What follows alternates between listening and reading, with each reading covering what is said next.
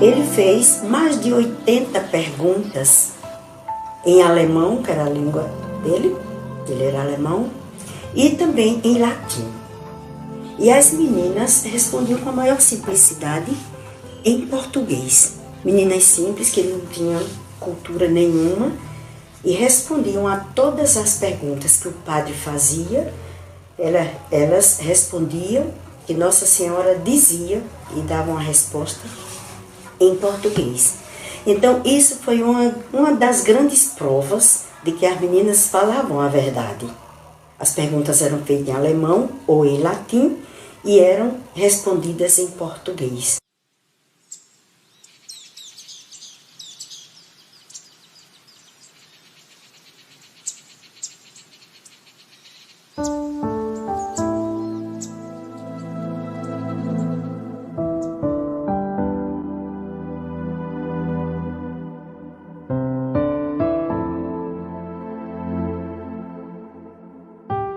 Raras são as ocasiões em que sinais e milagres são mantidos em segredo, especialmente quando se trata de aparições de Maria sob diversos títulos ao redor do mundo.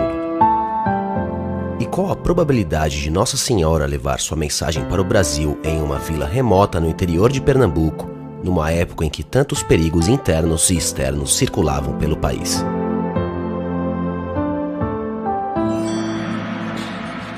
Sabemos das aparições de Maria em Fátima, Lourdes, Cidade do México e tantos outros lugares, sempre pedindo oração, penitência e se comunicando com pessoas simples. Tão maior é a simplicidade da Mãe de Jesus em aparecer para duas pequenas meninas no sítio Guarda, em Simbres, no ano de 1936, e se deixar interrogar pelo padre, que mais tarde seria o responsável por tornar possível que a história fosse contada. Numa época em que o mundo sofria ameaças com o comunismo, em que guerras estouravam e em que o controverso Lampião andava com seus cangaceiros pelos sertões de Pernambuco, podendo ser perigoso a quem aparecesse em seu caminho, a mensagem de Maria era muito simples: rezar e fazer penitência para assim evitar que grandes males afetassem nosso país.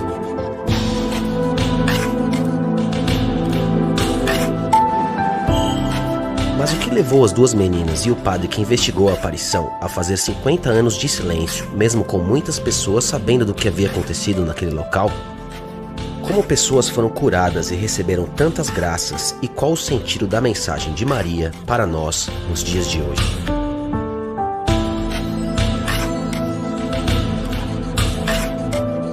Quando criança, Maria da Luz, que mais tarde ficaria conhecida por Irmã Adélia, já era muito amiga de Maria da Conceição, cuja família não tinha uma boa condição financeira e passava por sérias dificuldades.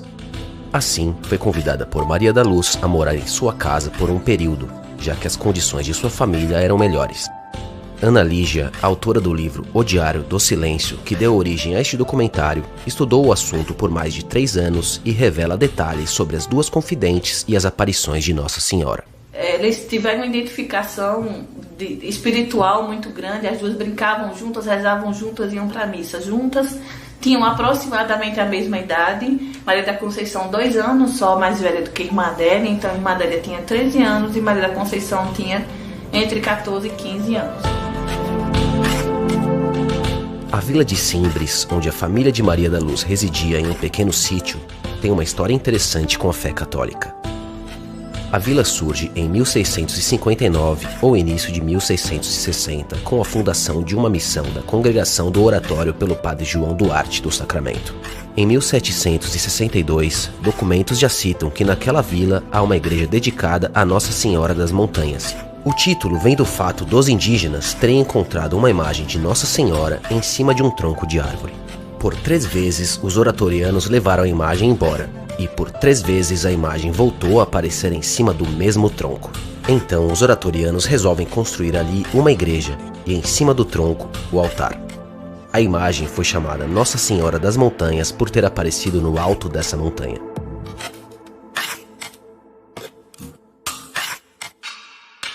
No dia 6 de agosto de 1936, as duas meninas colhiam mamonas nas serras de Simbres, quando Maria da Conceição avista algo que mudaria para sempre a vida das duas e a história da região.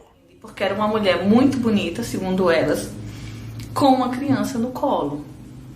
Então elas se apressam para chegar perto dessa senhora, mas ao que consta dos relatos não houve diálogos profundos nesse dia, talvez uma breve apresentação, e elas correram para casa porque já era perto da hora do almoço. Quando chegaram em casa, logo contaram a Alta, mãe de Maria da Luz, que imediatamente pediu que seu marido fosse averiguar quem era essa senhora por medo de se tratar de um grupo de cangaceiros percorrendo as serras de Simbres.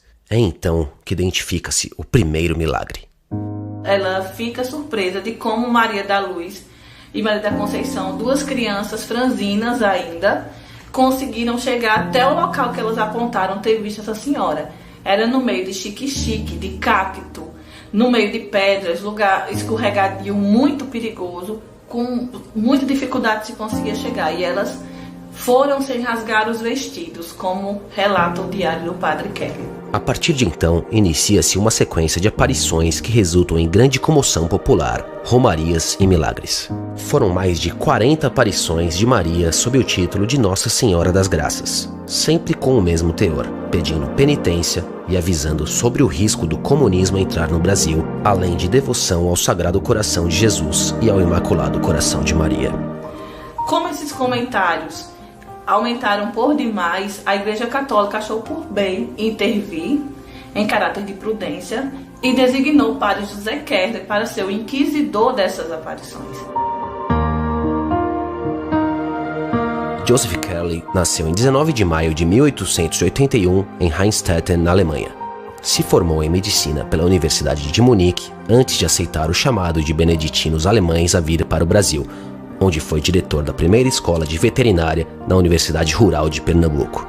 Mais tarde, sua família viria ao Brasil por conta da segunda hiperinflação alemã e para fugir da guerra, impedindo que seus filhos em idade militar fossem convocados. Nessa época, Joseph Kerley já havia se tornado padre, atuando na região de Vila Bela como vigário. Seu sobrinho Luiz Kerley, que conheceu o tio já no Brasil, conta sobre sua experiência com uma das principais figuras dessa história. Era uma pessoa extremamente espontânea, muito alegre, estava sempre muito alegre, parecia uma fonte de energia que ninguém sabia que ia acabar nunca, porque estava sempre muito exuberante, isso nunca era muito circunspecto, a não ser nas horinhas, que não era muito, geralmente umas 2 horas por dia, que ele gastava na escrivaninha, e aí ele tinha uma máquina, aquelas máquinazinhas Hamilton pequenininha, que ele estava sempre escrevendo, a correspondência dele, os fatos do dia a dia da paróquia, mas a maioria do dia estava se movimentando. Acabava o café,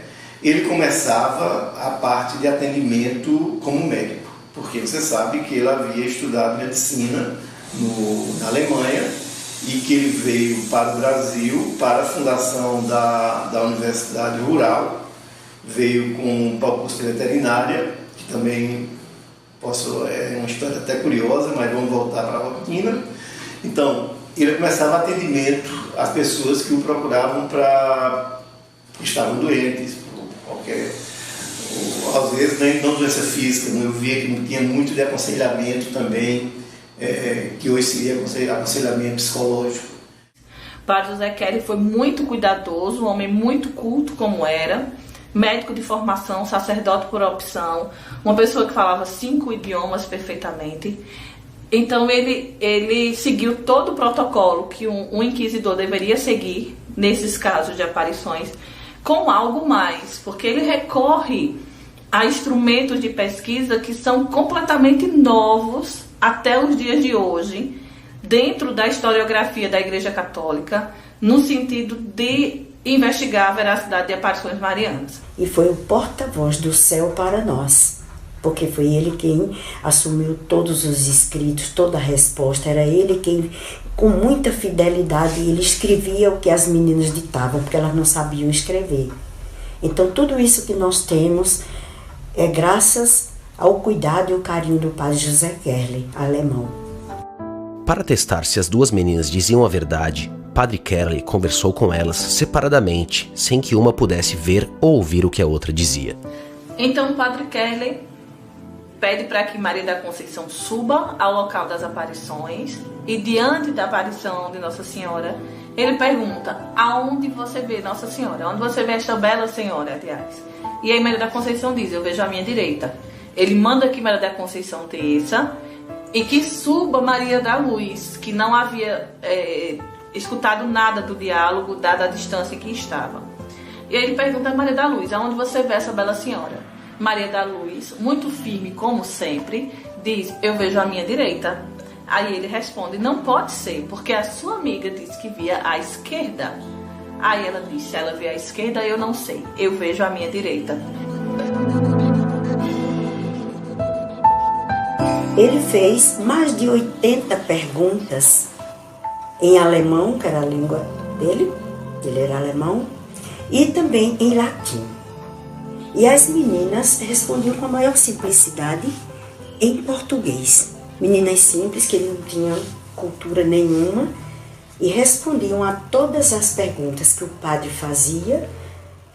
Elas respondiam, que Nossa Senhora dizia, e davam a resposta em português. Então isso foi uma das grandes provas de que as meninas falavam a verdade. As perguntas eram feitas em alemão ou em latim e eram respondidas em português. No lançamento da primeira edição do meu livro, eu convidei um padre para fazer uma palestra no lançamento do livro, e ele veio, fez a palestra, um estudioso mariano. E aí durante a palestra ele falou: eu gostaria que vocês, porque haviam outros padres na plateia, nos ajudassem a decifrar teologicamente a aparição de Simbres. E aí ele citou um fato de que na pedra, um dos sinais deixados por Nossa Senhora é o número 4. E aí nós tínhamos várias teorias para esse 4. E aí ele falou algumas, porque assim, esse 4, ele é muito citado no livro de Padre Kerley, no diário que o Padre Kerley deixou, aliás, porque quando o padre pergunta para as meninas o que significa o 4, elas respondem que Nossa Senhora faz assim, aponta para o céu. E ele não entende. E ele volta a perguntar depois e ela faz o mesmo gesto, aponta para o céu. Então, quando o padre, no lançamento do meu livro, fala sobre esse enigma, tinha um amigo meu judeu que estava do meu lado e ele diz assim: eu sei o que é o 4. Aí eu disse: o que é o 4? Ele disse: o 4 é o nome de Deus. O nome de Deus é formado por 4 letras, não só aqui no nosso idioma português, mas principalmente no hebraico, que é o tetragrama. E depois, quando eu falei isso para o padre que estava dando a palestra, o padre pulou da cadeira: isso é lindo, isso é lindo, isso é lindo. Agora parece muito óbvio, né? Porque tinha o 4 na pedra e o padre Kerley perguntava às meninas o que significa o 4. As meninas olhavam, a Nossa Senhora fazia. E agora a gente sabe que o 4 significava o tetragrama. Mas é óbvio que a gente descobriu o que é. Antes da gente descobrir, não era. E assim, há muitas coisas dentro das 80 perguntas, os 80 questionamentos que o padre Kerley faz e que ainda não foram descobertas. Após testemunhar algumas aparições através das duas meninas, investigar e relatar seus documentos, Padre Kerley tinha provas suficientes de que eram aparições legítimas. Ele fez de tudo para proteger as duas confidentes. Maria da Luz quis ser freira, ele ajudou. Tudo indica que Maria da Conceição ou não quis ser, ou quis ser tardiamente.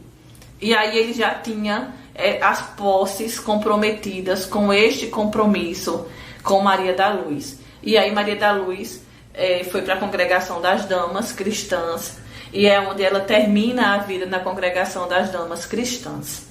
Padre Kerley tornou-se diretor espiritual de Maria da Luz quando ela o pediu por meio de uma carta que a aconselhasse sobre o que fazer após um padre da região a acusar de mentir sobre as aparições.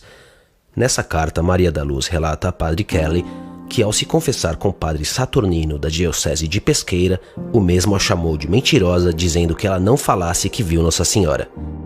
Padre Kerley, eu me confessei com o padre Saturnino e ele me chamou de mentirosa e disse que não dissesse que tinha visto. Eu disse que dizia porque eu tinha visto. Ele quis se zangar, mas eu morro por Nossa Senhora. Eu quero que o senhor mande dizer alguma coisa. Desde então, Padre Kerley trocou com ela diversas cartas e bilhetes relacionadas às aparições de Nossa Senhora e à sua vida religiosa. Em uma das cartas ela diz ao Padre Kerley que Nossa Senhora disse que em algum tempo ia ser despertada nela a vocação. E ele respeita esse tempo. Não tem nenhuma correspondência do Padre Kerley que provoque, que incentive ou que cobre. Agora, quando ela diz, eu quero ir ao convento, eu quero ser freira, aí ele mexe com o mundo, ele pede ajuda a pessoas, ele recorre a congregações como as Filhas de Maria, para conseguir levá-la ao convento. É importante ressaltar o cuidado que Padre Joseph Kerley teve de guardar todos os registros, desde seu primeiro contato com a aparição até a última carta que trocou com a irmã Adélia. Isso permitiu que todo o trabalho de pesquisa e apresentação fosse realizado, impedindo que tais registros caíssem no esquecimento e revelando uma história rica em detalhes em que Nossa Senhora se permite ser interrogada, transmitindo mensagens em aparições sem precedentes no Brasil. Essa documentação ficou muito bem guardada pelas damas da Congregação das Damas Cristãs e elas foram muito generosas a ceder essa documentação para a minha pesquisa. E dentro dessa documentação havia o diário da irmã Adélia, havia o diário do Padre Kerley, havia o diário do Frei Estevão, que era um franciscano e que ajudou muito o Padre Kerley no entendimento mariano e teológico de todos esses fatos. Então, porque eu fundamentei em cima desses diários, é que eu chamei o livro de O Diário do Silêncio. Porque eles passaram 50 anos em silêncio, tanto o Padre Kerley, o Frei Estevão, irmã Adélia, e depois descobrimos que também Maria da Conceição. Frei Stefan Röttiger nasceu na Alemanha em 5 de janeiro de 1877 e ordenou-se em novembro de 1906. Era da ordem franciscana e residiu no convento de Pesqueira no ano de 1936, o que o permitiu acompanhar todos os eventos relacionados às aparições em Simbres e ajudar o padre Joseph Kerley na investigação dos fatos. Mesmo após sua morte em 23 de setembro de 1955, ele foi de extrema importância para os estudos sobre as aparições, pois deixou um diário minucioso sobre os acontecimentos em Simbres e foi nos seus escritos que se baseou o livro O Diário do Silêncio. Eu não cheguei a conhecer Maria da Conceição, mas a irmã dela, Dona Júlia, me disse que quando Maria da Conceição, a partir de determinado momento da vida, ia falar da história de Simbres, dizia que não podia porque dava um aperto no coração. Ela não sabia que a irmã Adélia estava fazendo os 50 anos de silêncio. Ela não sabia que o Padre Kerley estava, nem que o Frei Estevão estava. E eles fizeram esse silêncio para que pudessem seguir a vida religiosa deles. Foi necessário que fizessem esses 50 anos de silêncio para garantir que irmã Adélia tivesse uma vida religiosa tranquila, evitar que as pessoas a considerassem como uma futura santa e exageros em questões de devoção com sua pessoa. Surgiu até um certo comentário que ela era proibida de contar, de relatar, de falar do assunto, mas a congregação, nossa congregação, nunca a proibiu. E particularmente ela me dizia, jamais, não. Agora, houve um fato que nem todo mundo conhece. É que ela pediu ao seu diretor espiritual que a proibisse de falar. Porque como ela era muito obediente, ela tendo uma ordem externa, para ela era mais fácil. Então ela pediu, aí esse confessor, que a proibisse de falar. Então ela se sentiu muito mais segura. Quando as pessoas perguntavam, ela dava sinal de que não tocava nesse assunto. Ela não se sentia superior por ter visto Nossa Senhora. Pelo contrário, ela achava que por ela ter visto Nossa Senhora, ela precisava ser a mais humilde das pessoas. Inclusive, quando rompe-se esse silêncio, é quando ela foi diagnosticada com câncer em estado terminal. O médico deu a ela 3 meses de expectativa de vida. E aí ela pede para vir se despedir aqui em Simbres. E quando ela vem se despedir do local, uma das freiras relatou a mim que ela chorava muito, muito, muito, porque ela teve um conflito muito grande naquele momento. Porque ela achava que, por ela ter feito aquele período de silêncio para que pudesse ter uma vida religiosa, cuidar dos pobres, ser reconhecida e tudo mais, apesar de que muita gente sempre soube quem ela podia ter impedido que muitas almas se salvassem ou se convertessem. Irmã Adélia, já gravemente doente e sentindo sua saúde enfraquecida, decide pedir à sua superiora, Madre Bernadette, que pudesse revelar às suas irmãs do convento a grande história das aparições que ocorreram quando jovem no sítio Guarda, em Simbres. Então, convidou um grupo de irmãs para que ouvissem seus relatos.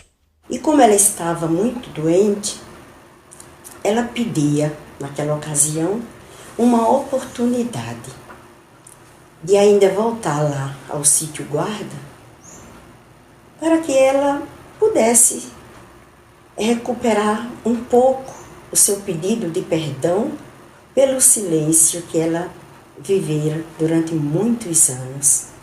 E Madre Bernadette, na ocasião, consentiu. Disse que ela tinha todo o direito de convidar algumas irmãs que ela tivesse mais intimidade para acompanhá-la nessa viagem. Chegando lá, ela nos convidou a subir até o local onde tinha acontecido as aparições.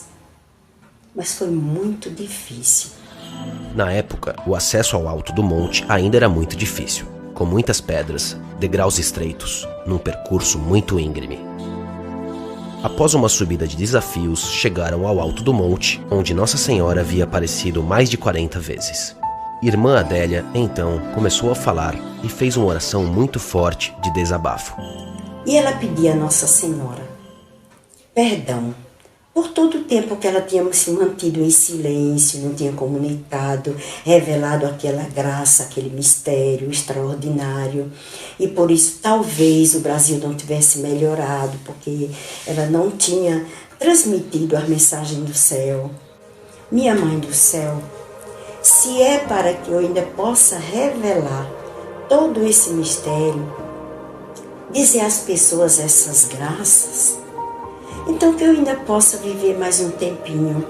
A senhora sabe que eu sou muito fraca, eu não sei sofrer. Mas se a senhora quiser que eu ainda espalhe essas bênçãos e graças, a senhora peça a seu filho, peça ao Pai, para me conceder ainda um tempo de vida aqui na terra. Eu sou muito fraca para sofrer. No ano de 1998, Odete foi surpreendida por um câncer de mama maligno num exame de rotina. Ela ficou profundamente abalada e nos conta sua história de como foi até a irmã Adélia para pedir orações.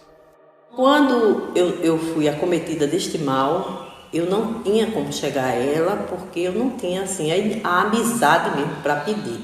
Então, Rosana soube que eu estava doente, aí ela ligou para mim, eu disse, eu queria tanto que ela rezasse em mim, ela disse, eu vou pedir a ela. Irmã Adélia, Odete, que vai muito para cima, está com câncer, a senhora pode rezar nela? Ela disse, não. A senhora não pode rezar amanhã nela? Não, Odete. Quem é Odete? Ela disse, a senhora não se lembra não? Odete, uma que leva umas florzinhas com as mensagens. Ela disse, sim. Aí Rosana, mas por que a senhora não reza? Ela disse, não, amanhã não, quero hoje ela aqui. Liga, eu quero hoje ela aqui. Aí Rosana ligou louca para mim, eu disse, eu vou. Eu estava muito emocionada, estava num impacto muito grande, né, da notícia. Aí ela chegou, primeira pergunta dela, você ama Nossa Senhora? Eu disse, muito. Aí comecei logo a chorar. Aí ela sentou na mesinha dela e botou as mãos e disse, põe as suas mãos aqui. Eu coloquei minhas mãos. Aí ela começou a falar. Eu digo com Nossa Senhora, porque ela dizia assim, Virgem Santíssima, esta é Odete, ela te ama. Aí foi passando meu choro e eu fui me acalmando. Quando terminou isso, ela soltou minha mão, disse, vamos ali, tem uma imagem grande de Nossa Senhora das Graças. Ela não sabia qual mama estava doente. Abriu assim uma portinha, tirou uma garrafinha de água benta de Simbres, falou novamente, fez uma oração a Nossa Senhora em meu nome, falando de mim, pedindo que ela me curasse, que intercedesse junto a Jesus. Pegou a garrafinha de água benta, eu me surpreendi. A garrafinha de água benta e fez assim, na minha mama direita. Ela não sabia qual era a mama que estava doente. Ai, meu Deus. Odete teve alguns problemas de saúde antes de sua cirurgia e com medo de que a doença avançasse, mas confiante na cura, sempre que podia ia rezar junto à irmã Adélia. Fui para Simbres, Eu disse, ela já rezou em mim, mas eu preciso ir no lugar que Nossa Senhora apareceu. Quando eu cheguei lá, que eu subi um monte, que eu já tinha subido tantas vezes, cheguei lá em cima, eu não consegui falar, mas a coordenadora do grupo falou por mim. E eu falei no meu coração com Nossa Senhora, me cure para que eu possa, para o ano em agosto, estar aqui com as suas mensagens. Rezei e vim embora. Eu tenho uma confiança muito grande na Eucaristia. Confiança porque eu sei que Jesus Eucarístico existe. Está ali e fortalece a gente. Então, todos os dias que eu me acordava fraca, ia para a cidade, assistia a missa, comungava, já voltava outra. Aí, toda vez que eu comungava, eu ficava forte e eu ia embora e não parecia, e não fiquei amarela, esverdeada, como todo mundo fica. Caiu o cabelo. Na mesma semana em que se preparava para fazer sua 5ª quimioterapia, caía o dia em que Odete havia pedido a Nossa Senhora que a curasse para que voltasse a Simbres. Mesmo contra os conselhos e pedidos de família e amigos, e sem aprovação de seu médico, Odete decidiu que iria até lá. Era uma época de noites frias, sem um lugar adequado para passar a noite. Felizmente, encontrou com a irmã Adélia, que havia preparado um lugar próximo para ela e suas amigas ficarem enquanto visitavam Simbres. Neste ano, quem conduziu a adoração foi a irmã Adélia. Eu ainda ouvi, porque ficava perto da igreja, eu ainda ouvi a voz dela conduzindo a adoração. Depois eu adormeci. Me acordei na madrugada, as meninas naquela maior euforia. Nesta noite que ela conduziu a adoração, o ostensório, onde bota a hóstia grande, ficou todo iluminado e as pessoas fotografaram e todas viram. Eu disse, mulher, pelo amor de Deus, vocês deviam ter me chamado, sabendo que eu estou vivendo um problema desse. Mas tudo bem. Aí no outro dia eu fui dizer a ela, irmã Adélia, me despedir da senhora, agradecer, que eu vou embora, não vou poder ficar para a missa. Ela disse, não, vocês vão ficar para a missa. Eu disse, eu queria pedir à senhora que amanhã, eu chego hoje em casa, amanhã eu vou fazer quimioterapia. Peça a Nossa Senhora para me acompanhar. Ela disse, não, você não vai agora não, filha, nem você nem seu grupo. Vão ficar aqui, assistir a missa, comunga, depois vão. E não se preocupe, Nossa Senhora vai estar com você. Eu ia fazer a 5ª quimioterapia de uma série de 10. Aí fui, fiz a quimioterapia. Esta quimioterapia, eu não tive nenhuma dor de cabeça, eu não tive. Fiz os 3 dias de repouso, porque o médico mandava. Aí ele chegou do congresso, aí ligou, a secretária dele ligou para mim, Dona Odete, a senhora tem que vir aqui. Aí eu disse, será que deu alguma coisa? Ele deve ter levado meu caso para estudo, né? Aí fui. Eu estava na sala conversando com outras pessoas também, todas com câncer, e ninguém estava com perfume diferenciado. Quando disse assim, Dona Odete Cabral de Oliveira, que eu me levantei, um perfume de rosa, lembra o perfume da rosa daqui ligeiramente. É um cheiro maravilhoso. Então, eu me levantei, que eu senti assim, eu disse, oxe, que cheiro maravilhoso, diferente. Aí caminhei, né? Tem um corredor. Esse perfume me acompanhou este corredor todo, até eu entrar na sala do médico. Quando eu me sentei, que ele disse, Odete, que bom, como você está? Eu disse, estou ótima. Que eu me sentei, o perfume desapareceu. Ele disse, lhe chamei para lhe dizer que você está curada e que você não fará mais nem quimioterapia. Esta foi a última quimio. Você não fará radioterapia. Você vai curtir sua vida. Menina, eu fiquei pasma, assim, sabe? Eu disse, foi Nossa Senhora que pediu a Jesus. Aí, o que eu disse? Foi. Você nem sabe o que é. Eu contei a ele o que eu fiz. Você fez isso? Foi. Você não estava aqui? Eu fui sem sua ordem. Mas estou pronta. Se você está curada. E esse meu filho teve um acidente. Ele caiu do 5º andar. E eu, no momento que eu recebi a notícia, era mais ou menos de meia-noite para 1h da madrugada, eu estava rezando o texto de Padre Pio, quando recebi o telefone dizendo que ele tinha caído, portanto, morrido. Saí de casa com meu marido desesperado, os outros irmãos também desesperados, e fomos para a casa da minha sogra, onde ele se encontrava. E realmente lá tinha muita gente, ele estava a ambulância já saindo, eu corri para que ele rezar nele, eu pedi a Jesus que o acompanhasse, que Nossa Senhora o acompanhasse. E que Jesus mostrasse o melhor caminho. nós seguimos. Lá chegando no Hospital das Clínicas, da Restauração, não tinha vaga. Aí ligaram para mim perguntando onde levaria. Eu escutei uma voz no meu ouvido, um sopro dizendo Esperança. E eu mandei ir para o Hospital Esperança.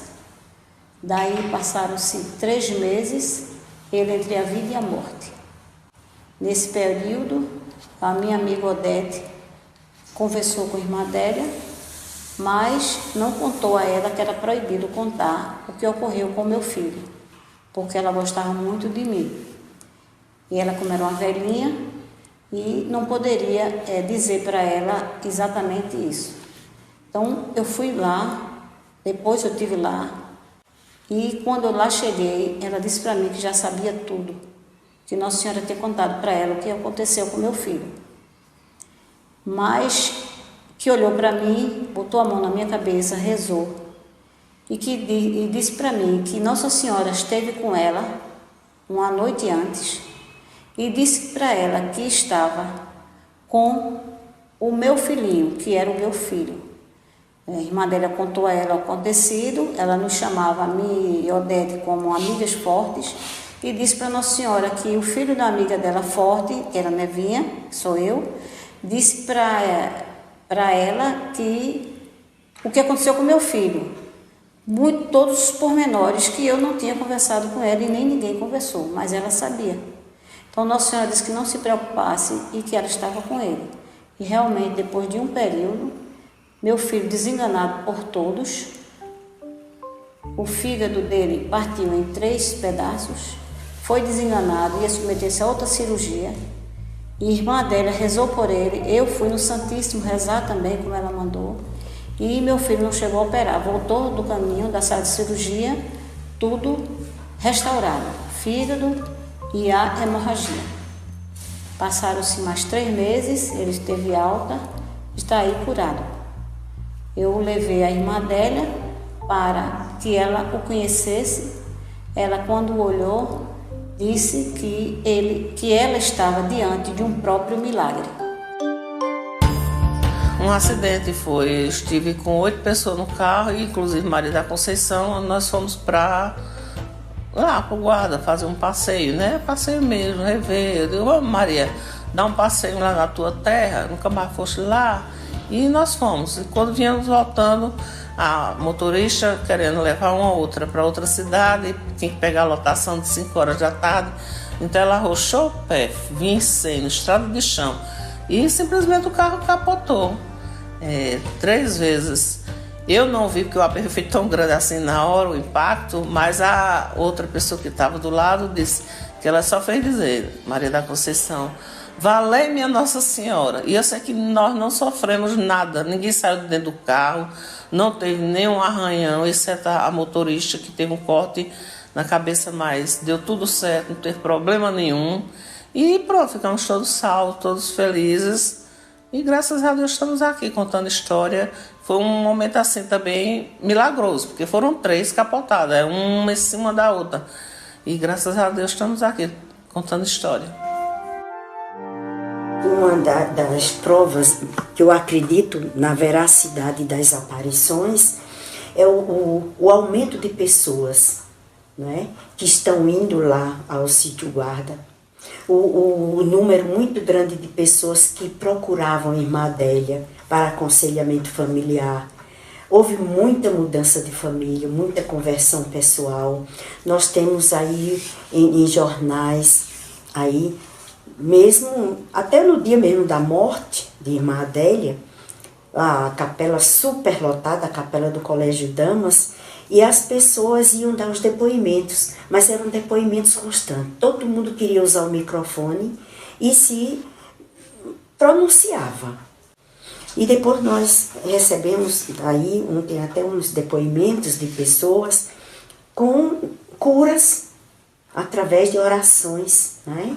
Filhas revelando, escreveram para nós. Nós estávamos juntando esse documentozinhos também e comprovando curas, melhoras de saúde, coisas assim muito fortes, mas muito convincentes. Nós temos inclusive provas dentro do próprio instituto, do nosso instituto, de curas de familiares nossos, de câncer, e de doenças muito graves e sérias, mas cura verdadeira. Infelizmente, não foi pedido, solicitado aos médicos laudos comprobatórios, não é? Porque isso era interessante, como o de Irmã Adélia mesmo. Quando voltamos daquela viagem que nós falamos, depois de algum tempinho, ela voltou ao médico. E o médico se surpreendeu e disse: o que é que houve? Não se explicava o que é que tinha acontecido. Ele era o médico dela, sabia que ela estava cancerosa, em alto grau, em instâncias talvez derradeiras. E de repente, ele disse: está curada. Mas ela foi curada e ainda viveu muitos anos depois, porque ela faleceu agora, aos 91 anos.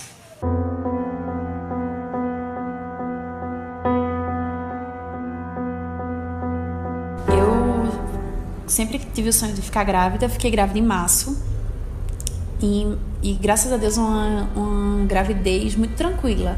Não tive problema, não enjoei, não sentia nada, não tinha nada que me incomodava. Continuei minhas atividades normais, trabalhando normal. Aí quando eu fui fazer a ultrassom de 32 semanas, diferente de todas as outras ultrassons, demorou um pouco mais. A doutora Patrícia ficou tentando investigar e dizendo que a posição não estava bem, que eu fosse fazer xixi, que eu voltasse, que desse uma caminhada para poder visualizar a minha bebê melhor. Ela chegou para mim e disse assim: olha, Noemi, Maria Júlia ainda é um bebê, 32 semanas, ela está com 7 meses e pouquinho, e a gente não pode falar nada agora, mas eu vejo uma alteração nos ventrículos e pode ser uma hidrocefalia. Você não se preocupe, não quero que você coloque nada na internet por enquanto, para você não se assustar. Pronto. Dizer para não colocar na internet é a mesma coisa que dizer que coloque. Quando eu saí dali, meu mundo caiu. Minha bebê, que vinha bem, que vinha normal, tinha alguma anormalidade que quando eu coloquei na internet poderia ser uma bebê que tivesse a cabeça deformada, que não fosse uma criança saudável, que inúmeras coisas de terríveis a internet mostrou. A hidrocefalia é uma doença rara ocasionada pelo acúmulo de fluidos nas cavidades cranianas, causando dilatação na cabeça e pressão no cérebro. Ela pode acarretar problemas na visão, cognição e funções motoras. A partir daquele momento ali, eu comecei a me sentir muito culpada, individualista, assim, porque eu não entendia por que eu não poderia ter uma criança que não tivesse problema, que não fosse uma criança que não tivesse saúde.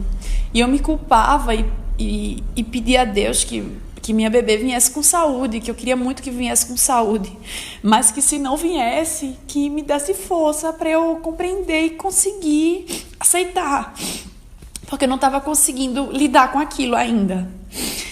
Ali eu decidi visitar a imagem que pertenceu a Maria da Conceição, lá na casa de Ana Lígia, e lá eu intercedi, eu pedi, eu supliquei, eu pedi pela saúde da minha filha, que eu tivesse a honra de poder ter ela com saúde. E a partir dali eu entreguei e confiei e pedi para que fosse feito melhor. Por causa da alteração no exame, Noemi foi aconselhada a fazer ultrassonografia a cada 15 dias. 15 dias depois, a alteração havia desaparecido. E ali eu tinha certeza da comprovação do meu milagre. A moça que estava fazendo a ultrassom, ela chegou a dizer assim: você fez alguma promessa, né, para que sua filha viesse bem. Graças a Deus desapareceu, a gente não encontra nada. E dali eu saí com a certeza de que a minha filha estava ótima, que estava tudo bem, e fui seguindo minha vida. Em 15 dias eu voltei e o ventrículo estava lá alterado novamente.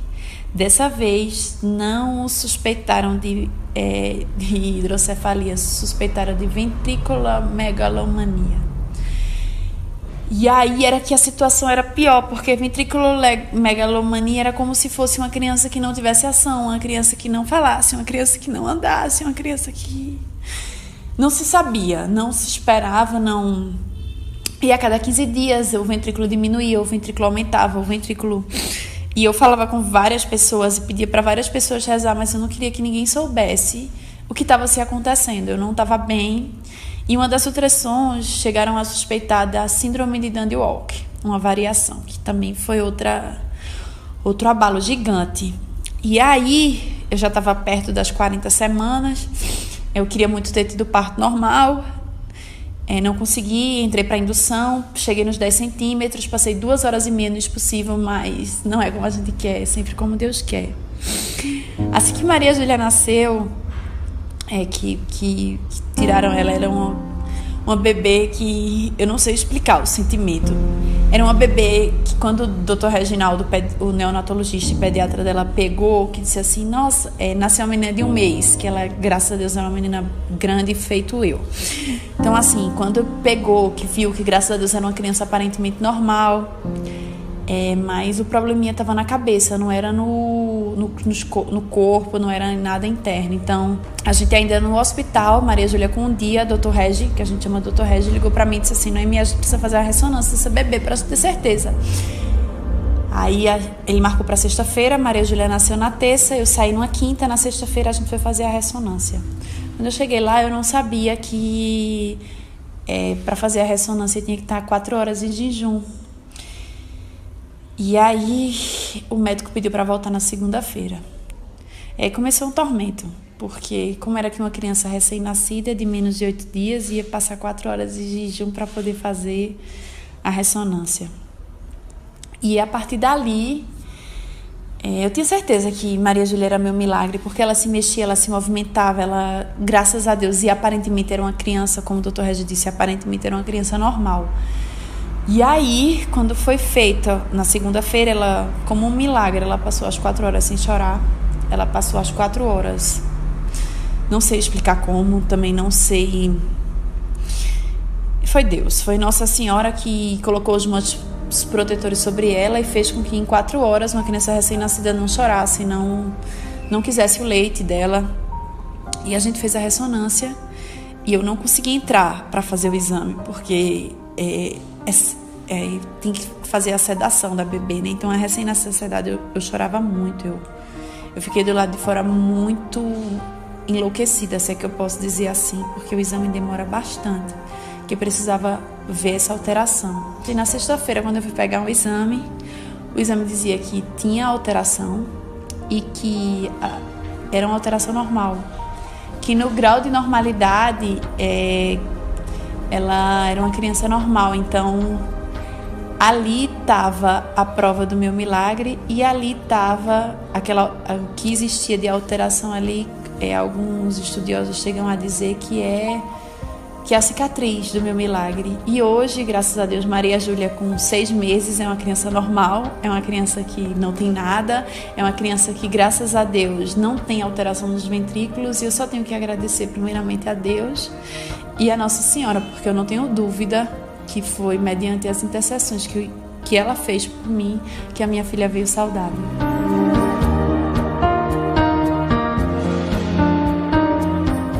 Após sofrer uma queda e perceber algo estranho, Julie foi diagnosticada em 2017, aos 24 anos, com um tipo de câncer muito raro para alguém na sua idade. Eu levei uma queda e essa minha parte toda ficou dormente. E quando ficou dormente, eu comecei a palpar meu peito. Foi quando eu senti, minha mama era muito pequena e eu senti uma coisa diferente. Por eu ser enfermeira e já ter um pouco de experiência nessa parte, fazer o toque nas mulheres, então eu percebi algo estranho. E fui realizar, por conta própria, a ultrassom. Aí fiz a ultrassom, quando no ato do exame, o médico já falou que eu tinha um nódulo e que tinha 2 nódulos, na verdade. Um que era BIRADS 3 e um BIRADS 4. Quando você é diagnosticado com BIRADS 4, você tem que fazer biópsia. Então, já fui para o Dr. Peixoto, ele fez a cirurgia, tirou, e na hora da cirurgia, ele já percebeu que o tumor estava um pouco diferente e pediu a biópsia com urgência. Então, ele já percebeu que tinha presença de necrose, quando o tumor está preto, aí saiu no mesmo dia, assim, parcialmente o resultado, e que o patologista confirmou que se tratava de um câncer de mama. No caso de Julie, foi diagnosticado estágio 3, numa classificação que vai até 4. Por se tratar de uma pessoa tão jovem, os médicos suspeitaram de ser um problema genético, então a encaminharam para um exame específico para saber qual tipo de célula e tumor ela tinha. Nesse exame, ele deu 80% genético e 20% hormonal. Então começou uma pesquisa na minha família em relação a quem já tinha tido esse tipo de câncer. E ninguém tinha tido. Começou todo o meu processo de quimioterapia. E fiz 16 quimioterapia.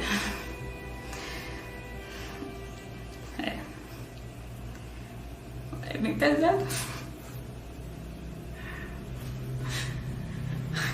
Que é muito ruim. Eu tinha uns cabelos longos caídos na primeira sessão. Porque eles fizeram um protocolo que é muito forte pra mim. Já com a primeira quimioterapia que era muito forte. Aí, na primeira sessão já caiu. Eu engordei, eu acho que 17 quilos. Tava muito inchada. Durante esse processo todo, eu nunca pensei que eu não ia melhorar, porque a quimio você faz, sendo que não é um processo que eles podem garantir que você vai ser curada. Eu nunca entrei tanto em desespero como no dia que meu médico genético disse que provavelmente se tratava de uma síndrome, no meu caso. E uma síndrome não tem cura. Eu posso me tratar desse hoje, amanhã. Amanhã eu tenho de novo, novamente. Então isso me deixou muito desesperada. Mas eu cheguei em casa, quando eu chegava em casa, eu tenho um tio que ele é muito religioso. E levava sempre uma palavra de Deus. E sempre a Eucaristia. Toda quimioterapia que eu ia fazer, ele sempre levava a Eucaristia antes, para eu comungar antes de fazer. Porque tinha vezes que eu não tinha possibilidade de ir na igreja. Teve uma vez que ele perguntou a mim assim, levantou a Eucaristia e perguntou que tudo que eu pedisse naquele momento, que Deus ia me conceder. E eu não pedi a cura desse câncer. Eu pedi que ele me curasse para não ter nenhuma outra vez. Eu saí, fui com meus pais pra almoçar fora. E eu pensei que eu ia morrer naquele dia. Eu tive um momento assim, eu desmaiei lá. Eu fiz assim, eu desmaiei, fiz xixi, fiz o corpo, me levaram pro hospital, eu acordei lá totalmente desnorteada, eu vi uma luz branca. Eu pensei que eu tinha morrido naquele dia. E assim, eu não tinha condições de estar saindo. Então, quando eu disse, eu fiquei, sabe aquela coisa, angústia, porque eu não podia ir. E os católicos, a gente tem uma crença, assim, uma cultura de sempre fazer uma promessa, né? E a gente paga. E eu fiquei com aquilo na minha cabeça. Até que chegou lá em casa a Nossa Senhora, que era da irmã dela. Toda vez que uma pessoa pedia para eu pedir e botava diante de uma imagem, ou quando eu estava diante de Jesus, eu não tinha condições de pedir. Eu sempre dizia às pessoas, reza por mim, porque eu só choro. E nesse momento eu pedi a ela novamente. Eu só queria que eu não tivesse essa síndrome. Antes dela ir lá em casa, eu já tinha feito um exame, que é um painel ampliado da minha genética. É um exame muito caro, não é fornecido pelo SUS. Aí quando eu recebi esse resultado, ele falava que eu não tinha nenhuma predisposição para câncer de mama e de ovário. E no meu imunohistoquímico, o meu primeiro tumor, disse que eu tinha 80% na genética, que tinha esse tumor era genético. E esse veio dizendo que eu não tinha predisposição. Foi um exame realizado numa filial do Albert Einstein. Ele foi examinado 50 vezes. E depois desse exame também levei para o médico. Eu não precisei mais fazer rádio, porque até então eu ia fazer radioterapia. E depois a santa voltou lá em casa. E quando ela foi, eu fui contar o que tinha acontecido, estava contando, e com ela no meu colo. Eu comecei a chorar, começou a exalar um cheiro dela. E eu perguntei, vocês estão sentindo esse cheiro? Na segunda vez que eu comecei a chorar mais ainda, aí foi quando todo mundo começou a sentir. Meus pais que estavam na cozinha vieram na sala e perguntaram se a gente estava sentindo esse cheiro. Que cheiro era esse? Um cheiro de óleo, madeira e rosa muito forte. E naquele momento, assim, foi um momento de gratidão, porque eu senti a confirmação que Nossa Senhora sempre estava no meu lado, intercedendo por mim. A Jesus, aquela ali foi uma confirmação que eu não sei assim dizer a alegria que eu senti. Ter um prognóstico tão bem como eu tive agora foi uma coisa assim que eu só tenho a agradecer realmente. Julie passou por uma cirurgia para retirar a mama e reconstruí-la. Ela ainda está em tratamento, tomando uma medicação todo mês durante 5 anos para evitar que qualquer câncer retorne. Depois da cirurgia, eles fizeram uma biópsia. Não foi encontrada mais nenhuma célula cancerígena.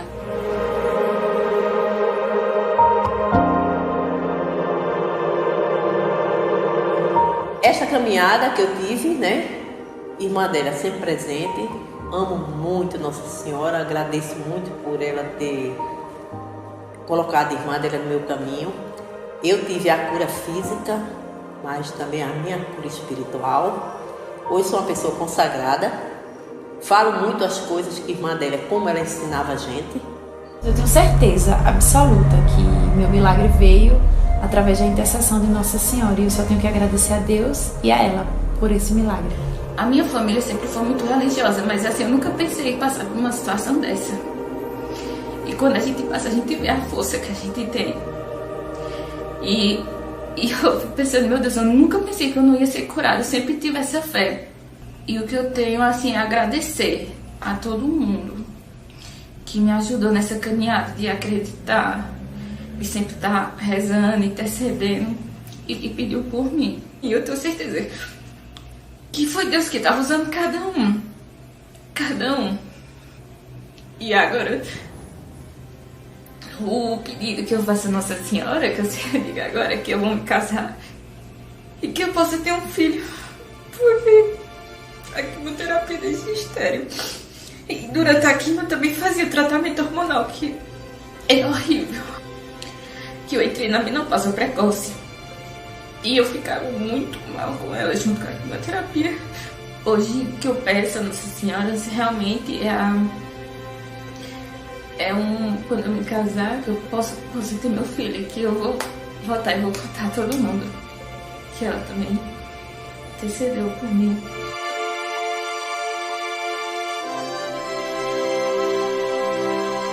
Algumas pessoas realmente, no momento de uma oração forte com ela, com a irmã Adélia, sentiram realmente. Mas isso são coisas assim muito pequenas que muita gente não acredita. Então nós silenciamos, não é? Nós ficamos um pouco mais presas às curas, às conversões, a mudanças de vida, não é? Sobretudo porque a irmã Adélia era uma pessoa muito calada, muito humilde. Ela nunca se vangloriou dessa graça extraordinária que ela teve. Pelo contrário, ela fugia das ocasiões de se revelar. Só quando ia muita insistência, é que ela abria o jogo e dizia alguma coisinha. Mas era uma pessoa assim de virtudes muito bonitas, obediência, de uma caridade no meio dos pobres incrível. Ela trabalhou muito com os pobres.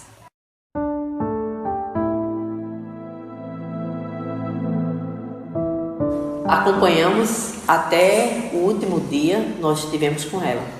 Quando ela no leito, fazendo hemodiálise, né? Ela chegou a fazer hemodiálise, uma purificação, porque aquilo é muito doloroso. Quando conseguimos chegar, ficamos assim, porque eu, quando entrei na UTI, eu não conheci. E ela disse assim, Odete, eu tô aqui, irmã dela, eu tô aqui. Odete, eu não sei o que ela queria me dizer. Até as médicas que estavam lá se aproximaram. Não, se agitou, eu disse, irmã Adélia, aqui não pode entrar com nada, né? Mas eu sempre gosto de estar com o tercinho aqui. Aí eu peguei, tirei o terço, assim, a mão na cabeça dela, irmã Adélia, sou eu. Aqui é um terço de Nossa Senhora. Vamos rezar. Aí ela foi se acalmando, mas aí não pude ficar muito tempo junto dela. Era assim uma pessoa que se preocupava muito com o mundo, pedia-se para rezar, para atender os pedidos de Nossa Senhora e para rezar para a paz do mundo, para que não viesse o comunismo para o Brasil. Também pedia-se para se rezar para os pobres, para a conversão dos pobres, para que atendesse ao pedido de Nossa Senhora. É um processo de cura, é um processo de salvação de pessoas de drogas. Isso aí houve muito através das orações dela, né? E no dia do enterro, o nosso bispo, nosso arcebispo, Dom Fernando Saburito, ele dizia: nós não podemos calar diante de uma coisa dessa que estamos vendo. Então nós precisamos juntar provas também para nós lançarmos isso para frente. É coisa de igreja já, né? A igreja não pode ainda se pronunciar, porque como mãe ela é muito cautelosa. Ela primeiro aguarda, estuda, vê, né? Para depois se pronunciar.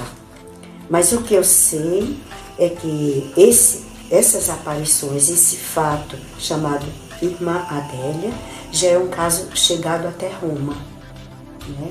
O Vaticano tem conhecimento disso, agora se mantém cauteloso e tem razão.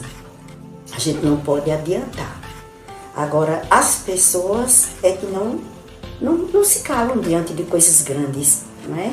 São coisas misteriosas, a gente não explica, porque são coisas do céu, são coisas sobrenaturais, mas não há como negar.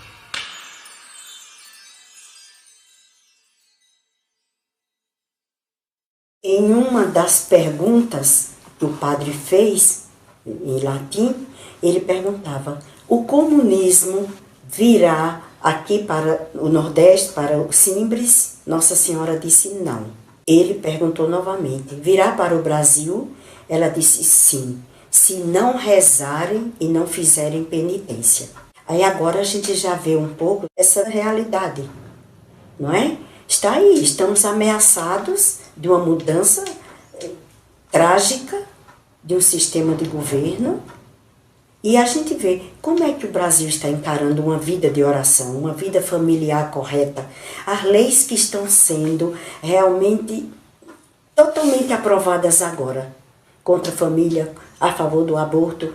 Então a gente não pode esperar outras coisas, né? Cortou a oração, tirou a vida familiar, essa vida de honestidade, de formação nas crianças.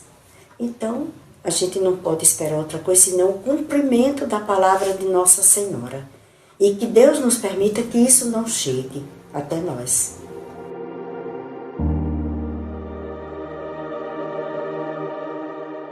Eu me obriguei a uma pesquisa muito grande, que durou 3 anos. Graças a Deus eu tive a bênção de começar a pesquisa para o livro com a Irmã Adélia em vida. Eu ainda tive contato com ela cerca de 2 a 3 anos. Ela tinha conhecimento do trabalho, ela conversava comigo, ela permitiu que o trabalho fosse feito, porque eu nunca teria lançado o livro se ela não tivesse permitido. Então isso para mim foi assim um incentivo muito grande. Ela quis que esse livro existisse, apesar de que ela me disse que não veria o livro, e realmente ela não viu, porque o livro foi lançado cerca de 3 meses após o falecimento de Irmã Adélia. Apesar de Nossa Senhora ter aparecido àquelas 2 meninas há mais de 80 anos, sua mensagem é atemporal e chega para nós em um momento importante de nossa trajetória. Em suas aparições, ela dizia que o Brasil poderia enfrentar um banho de sangue caso não orasse, fizesse penitência e tivesse devoção ao Sagrado Coração de Jesus e ao Imaculado Coração de Maria.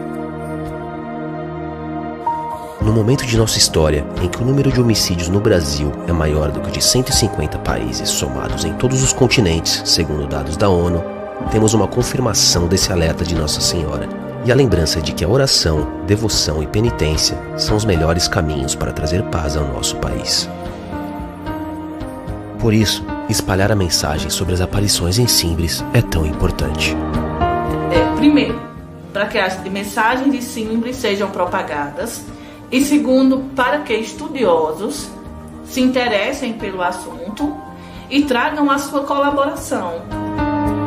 Ave Maria, cheia de graça, o Senhor, bendita sois vós entre as mulheres, bendito é o fruto do vosso ventre, Jesus. Santa Maria, Mãe de Deus, rogai por nós, pecadores, agora e na hora de nossa morte. Amém. Glória ao Pai, ao Filho e ao Espírito Santo, no princípio, agora e sempre. Amém. Quero até aqui, irmã Adélia, muito bem, irmã Geraldina, irmã Alvina, todos bem, bem-vindas, né? Muito bem, Deus abençoe. Vamos ver se a gente acerta, Maria. Ave da graça, diz também minha alma. Ave da graça, diz os plantos meus. Ave da graça, diz a minha vida, na crença viva de falar com Deus. Ó Mãe ditosa, por Deus é escolhida. Ó Mãe ditosa, no belo monte Aparecida.